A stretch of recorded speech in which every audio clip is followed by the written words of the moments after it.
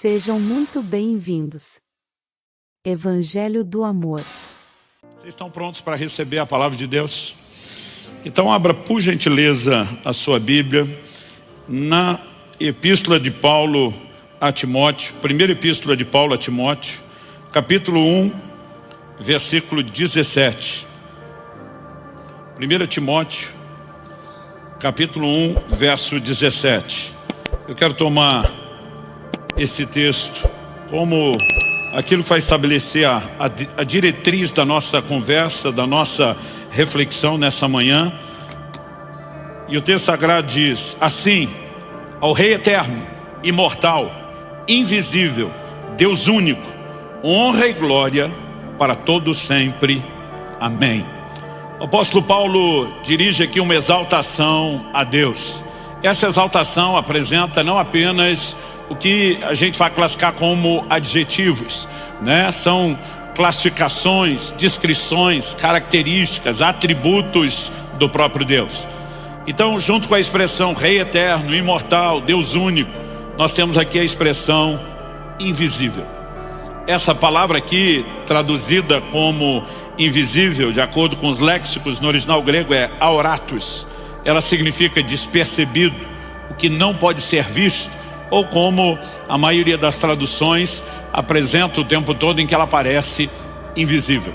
E a ideia de observar essa descrição de Deus como invisível é reconhecer que mais do que uma característica ou adjetivo, é uma descrição que Deus faz de si mesmo nas Escrituras, né? É uma das maneiras como ele decidiu revelar ou apresentar a si mesmo e dizer: eu sou Deus invisível. Essa afirmação é sustentada por outras declarações das Escrituras. Por exemplo, em João, no capítulo 1, no verso 18, a palavra de Deus diz: ninguém jamais viu a Deus. O Deus unigênito que está junto do Pai é quem o revelou. E em João, no capítulo 5, no verso 37, Jesus diz: o Pai que me enviou, esse mesmo é quem tem dado o testemunho de mim. Vocês nunca ouviram a voz dele, nem viram a sua forma. A declaração nem viram a sua forma é importante aqui. Em Colossenses, no capítulo 1, no verso 15, o apóstolo Paulo, referindo-se a Jesus, diz: ele é a imagem do Deus invisível. O mesmo apóstolo Paulo, em 1 Timóteo 6,16, exalta a Deus dizendo: o único que possui imortalidade, que habita em luz inacessível, a quem ninguém jamais viu nem é capaz de ver. A ele honra e poder eterno. Amém. E por fim, o apóstolo João, em 1 João 4,12, diz: nunca ninguém viu a Deus. A razão de mexer em tantas declarações é mostrar que essa recorrência leva a ideia além do patamar de informação, leva ela para o terreno da ênfase.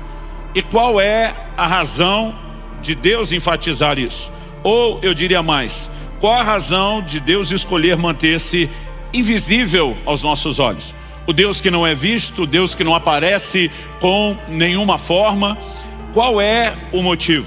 Ao longo dos anos, meditando nas Escrituras, eu percebi pelo menos 3 razões pelas quais Deus decidiu manter-se como Deus invisível, que não se apresenta com nenhuma forma visível aos nossos olhos.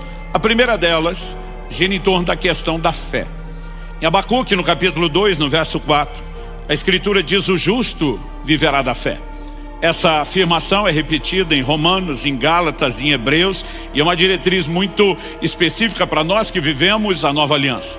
E qual é a definição de fé?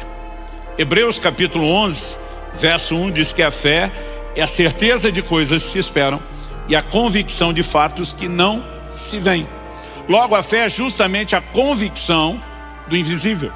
É por isso que Paulo diz em 2 Coríntios, no capítulo 5, no verso 7, visto que andamos por fé e não por vista, porque andar por fé é não depender de absolutamente nada que se vê, né? A fé tem os seus próprios olhos, a sua própria capacidade de enxergar aquilo que os olhos naturais não enxergam. Então, em Hebreus 11:27, a Bíblia fala que Moisés ficou firme como quem vê o invisível. E para mim faz todo sentido. Se Deus estabelece um padrão de relacionamento conosco que envolve a fé, que é a convicção do que não se vê, que ele não se mostre com nenhuma forma.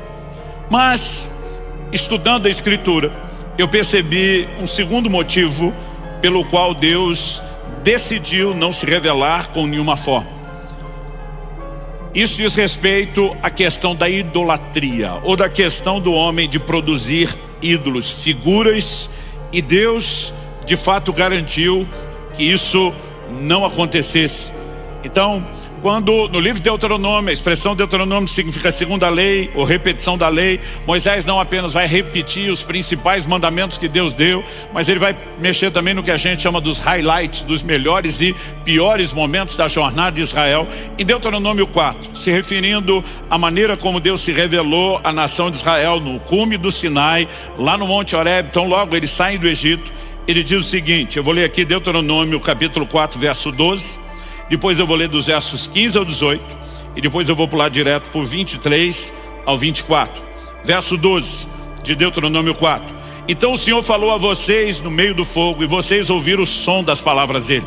Vocês ouviram a voz, mas não viram aparência nenhuma, só escutaram a voz. Verso 15. Tenham cuidado, guardem bem a sua alma, porque vocês não viram aparência nenhuma no dia em que o Senhor, o Deus de vocês, lhes falou em Horebe, no meio do fogo. Portanto, tenham cuidado para não se corromperem e fazerem para si alguma imagem esculpida na forma de ídolo, semelhança de homem ou de mulher, semelhança de algum animal que há na terra, semelhança de alguma ave que voa pelo céu, semelhança de algum animal que rasteja sobre a terra, semelhança de algum peixe que há nas águas debaixo da terra. E nos versos 23 e 24, o arremate vem. Tenham cuidado de não se esquecer da aliança que o Senhor, seu Deus, fez com vocês. Não façam para si nenhuma imagem esculpida, semelhança de alguma coisa que o Senhor, o Deus de vocês, proibiu. Porque o Senhor, o Deus de vocês, é fogo consumidor, é Deus zeloso. Então Deus garante, por meio de não revelar-se com nenhuma forma, que eles não migrassem, para uma tentativa de reproduzir ídolos, o conceito da divindade na forma de algo que fosse visível, tangível, palpável. O terceiro motivo, acredito que esse também possa ganhar uma atenção especial da nossa parte, diz respeito ao que eu quero classificar como a questão da limitação humana. Em Êxodo, no capítulo 33, Moisés faz um pedido a Deus que seria atendido, mas dentro de condições específicas. Moisés diz para Deus, me mostra a tua glória, me deixa ver um pouquinho do Senhor. E Deus explica a Moisés que nós, e quando digo nós, estamos falando dos seres humanos, temos uma incapacidade, uma impossibilidade na nossa estrutura carnal, humana, limitada, suportar a percepção, a revelação da glória de Deus. Então Deus responde a Moisés assim, Êxodo 33, eu vou ler dos versos 20 a 23. E acrescentou, você não poderá ver minha face, porque ninguém verá minha face e viverá. Disse mais o Senhor, eis aqui um lugar perto de mim, onde você ficará sob a rocha. Quando a minha glória passar, eu porei você numa fenda da rocha, o cobrirei com a mão até que eu tenha passado. Depois, quando eu tirar a mão, você me verá pelas costas, mas a minha face ninguém verá. Deus está dizendo, não é porque eu não me revelei com forma alguma, que eu não tenho uma forma a ser apresentada. Mas Deus diz para Moisés, se você me encarar, você está morto, literalmente. Você não tem estrutura para suportar isso.